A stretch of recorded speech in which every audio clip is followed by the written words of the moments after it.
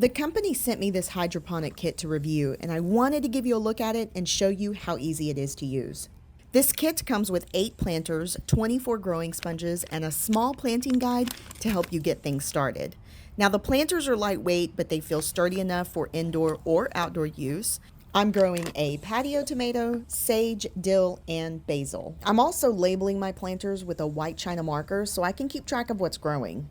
The sponges are designed specifically for hydroponics, holding moisture and air to help the roots grow faster.